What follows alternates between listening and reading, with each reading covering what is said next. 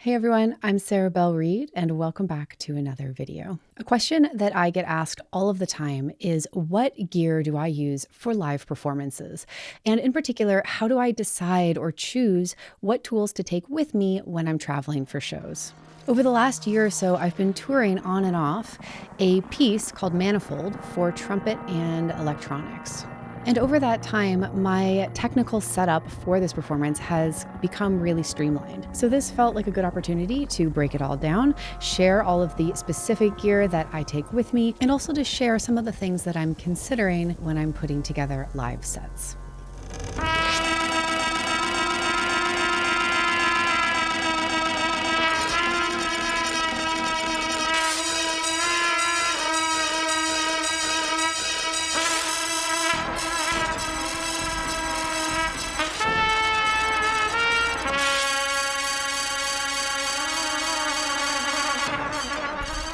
So before we dive in, there's a couple of things I want to quickly mention. First, it's important to know that my live performance setup is constantly changing and evolving.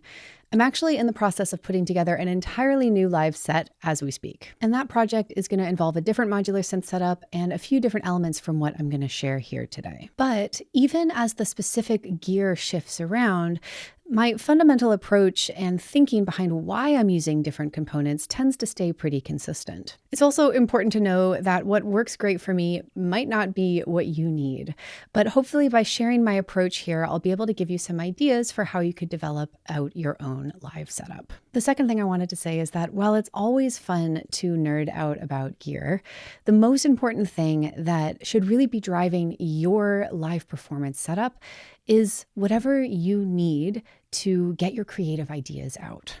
I've been performing now for many, many years, and my technical setup has shifted and evolved a ton over that time period. My very first performance using anything modular synth related actually only included 2 modules.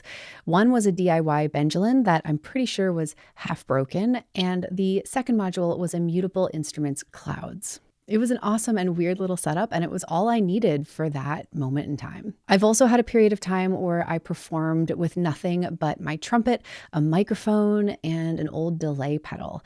And honestly, that was super fun too. So my point here is that as my creative projects and ideas have evolved over time, so has my technical setup. And I would really encourage you to think of things in a similar way. Keep things simple at first, explore what feels most exciting to you, whether it's software instruments or hardware instruments or some combination of both, and grow from there. All right, so with all that said, let's walk through all of the gear that I'm currently taking with me to live shows, starting with my modular synth.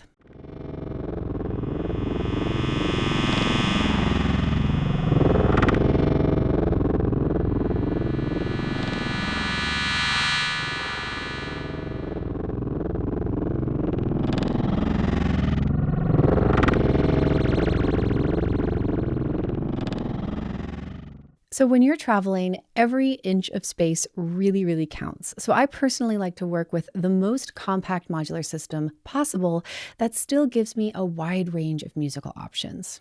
I personally love small modular setups, regardless of whether or not I'm on the road, because I feel like giving yourself limitations can actually really force you to think differently and think creatively about how you're patching and how you're interacting with the modules you have. Also, having less to think about during the performance itself can be a huge plus. Fewer knobs, fewer cables, fewer opportunities for weird tech issues, and so on. For me, there are 2 main things that I consider when I'm working with small setups. The first thing is choosing modules that can wear multiple hats and can be really flexible. So for example, lately I've been using the Make Noise DPO a lot, which is a complex oscillator. And depending on how you use this module, it can range from really beautiful and simple and sweet tones to absolutely gnarly sounding chaos and noise. I've also really been enjoying using the Morphogene by Make Noise, which is a tape music inspired sample mangler. You can load in different samples or record samples directly from your synth and manipulate them in a huge number of ways. So this can be another really great way to get a lot of sonic range from just one module.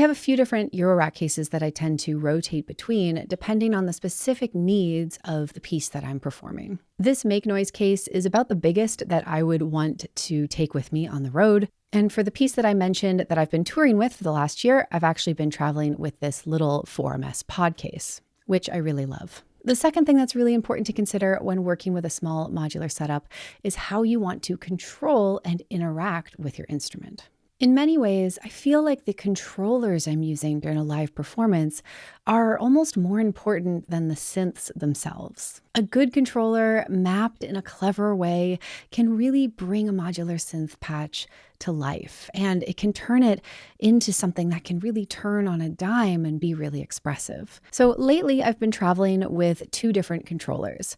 For my modular synth, I've been using the Make Noise Zero Control, which is a small capacitive touch controller that can act like a keyboard and a sequencer, and it has a lot of different options for how you can interact with it. It's pressure sensitive, you have individual gate outputs, and 3 rows of voltages for each key, and you can dynamically interact with the sequencer. The second controller that I always bring with me is a Korg Nano Control 2 MIDI controller. This is a super simple MIDI controller with a bunch of knobs and sliders and buttons, and I love to use it in combination with my computer if I'm running Eurorack or Max MSP, for example, which I'll talk about more a little later on. For me personally, having physical controls that I can reach for during a live performance and that I can really develop muscle memory with is super important. I never want to be fussing with my computer trackpad or trying to read the text on tiny modules on stage, so I always bring 1 or 2 core controllers to help me focus all of my interaction. Although I don't travel with this as often, I also have this KeyStep 37 black and white keyboard controller behind me here. And this is something that I would probably reach for if I was playing music that was a little bit more tonally or melodically focused. Something that I personally find really helpful to remember is that your modular synth doesn't have to do everything in your live performance. For example, I love to use external effects to expand my sonic palette. And of course, there are some really great effects in modular format, but I often find that using my computer or an effects pedal as an end-of-chain processor can be just as interesting and flexible, if not more. Most often, I use Max MSP for my end-of-chain processing. But of course, you could always use Eurorack or a DAW like Ableton Live. And of course, if you don't want to have a computer on stage, which is totally understandable, you could use hardware effects pedals instead. I personally love to use a mix of hardware and software tools because it can greatly reduce the overall size of your setup. It can give you a lot more flexibility when you're traveling, and it means you can quickly iterate on or change your setup in the moment if needed. For example, if you get to the venue and you realize that you could really use an extra EQ, if you're using a software tool as an end-of-chain processor, you can just grab an extra EQ and quickly add that into the mix. Okay, so now I want to talk about the acoustic elements in my live performance setup and how I integrate those with the electronics.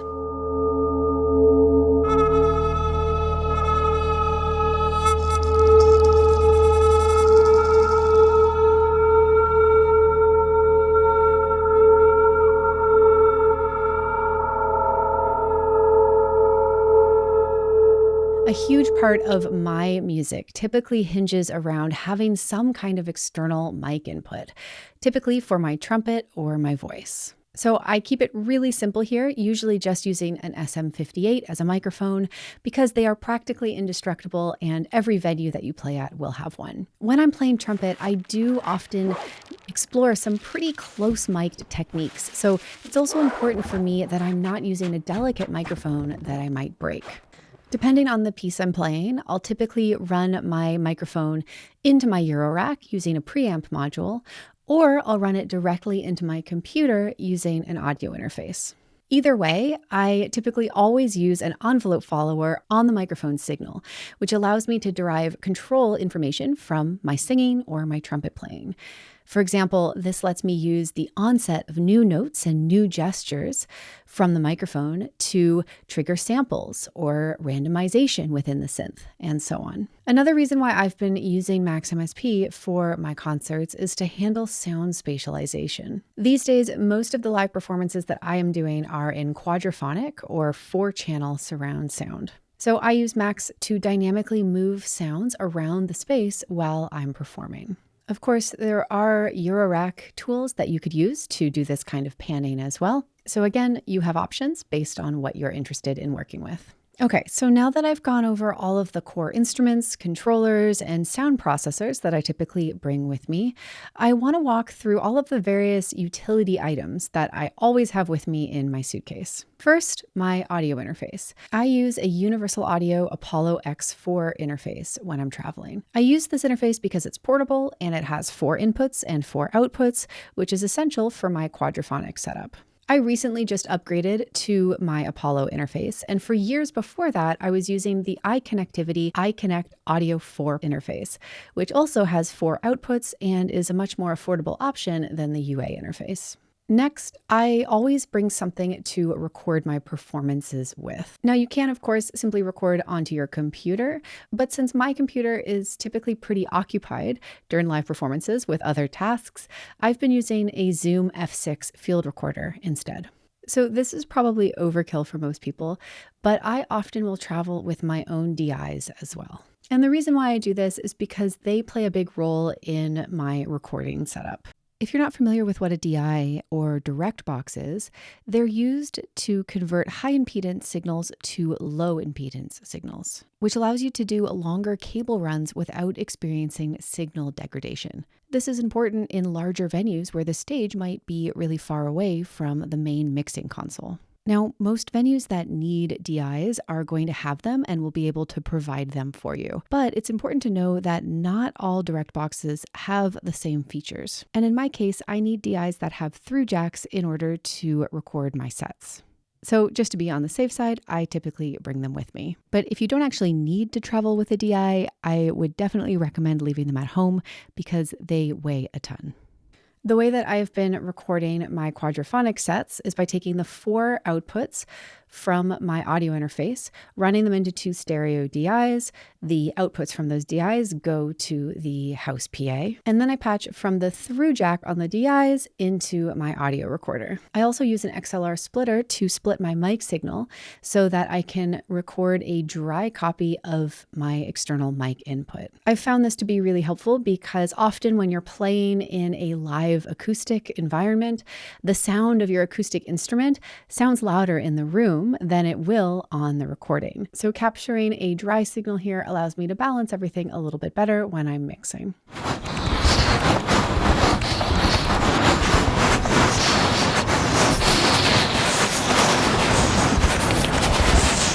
So in terms of transporting all of this stuff, I have a small suitcase with a hard exterior that I dedicate to all of my gear. I wrap everything in a lot of bubble wrap, and I also use foam cutouts and foam blocks in order to pad everything and make sure that nothing's moving around.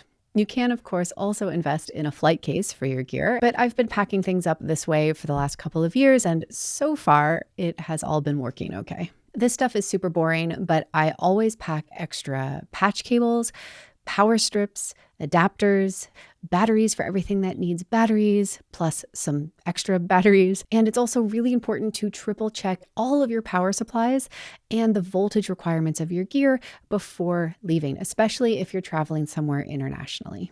I remember on my first international performance, I forgot to request a step-down converter for the power, and I also forgot to bring US to UK power adapters.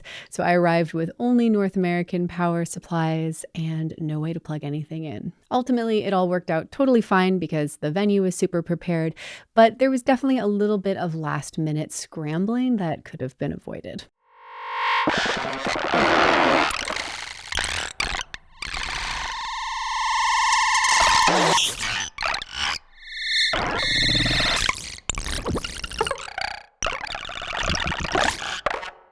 All right, Great. So there we go. I think that is everything.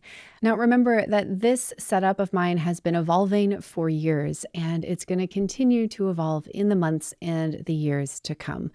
It's perhaps less important to focus on the specific gear items that I'm using and more valuable just to think about the general categories and the reasoning behind selecting certain types of tools. And then, of course, always focusing on what would work best for your music and your creative practice. If you have any questions about anything that I shared here in this video, or if you have any thoughts on your go-to live performance setup and gear that you'll never leave the house without, leave a comment below and I would love to hear your thoughts. I'll also leave some links in the description below this video to some free resources that you can check out if you're curious about learning more about modular synthesis, live performance, and electronic music. And finally, if you're looking for a wonderful community of people who are passionate about things like experimental music and sound design, or if you're interested in things like behind the scenes content and unreleased music, then I would love to invite you to check out and possibly join my Patreon community. You can learn more by going to patreon.com/Sarah Belle Reid. That's it for today. As always, thank you so much for watching and for listening, and I'll see you next time.